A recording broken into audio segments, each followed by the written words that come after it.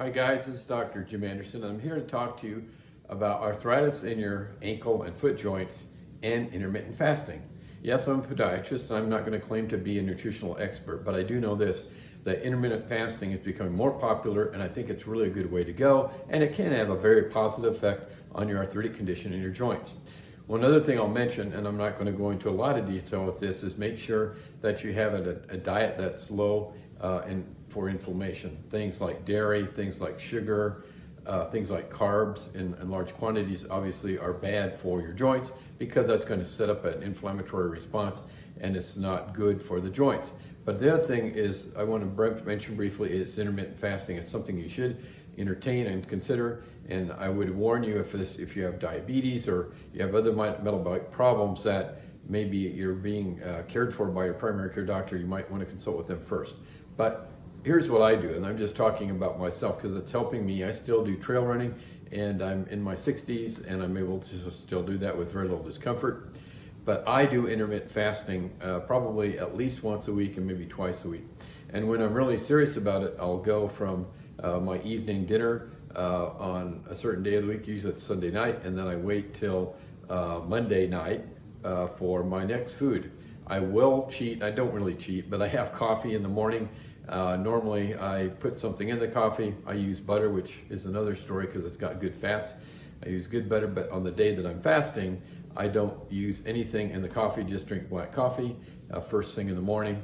And I think that helps a little bit. Now, if you want to start out gradually, and I would recommend starting out gradually, try to taper off your eating the night before, maybe about 6 or 8 o'clock. Then don't have any breakfast, have nothing for, or I should say have nothing for breakfast the next morning. Just stop with your dinner the night before. No eating until the next day at lunchtime. And if it helps to drink some coffee, I think that's great, and it's okay to have water. Now, here's what happens during that time frame, and that's approximately 18 hours.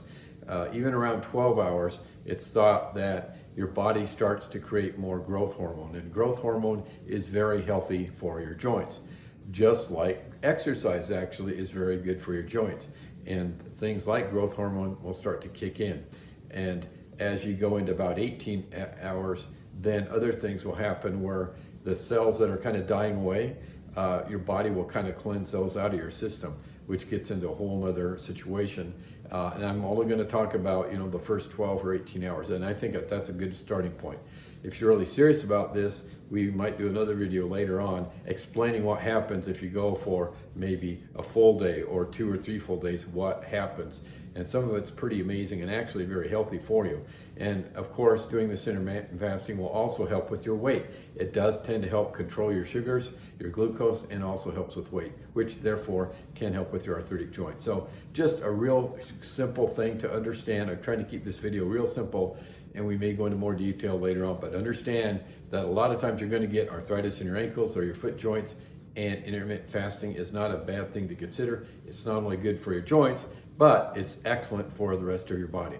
So I hope this was informational for you, and please consider subscribing to our YouTube channel, and thanks again for watching.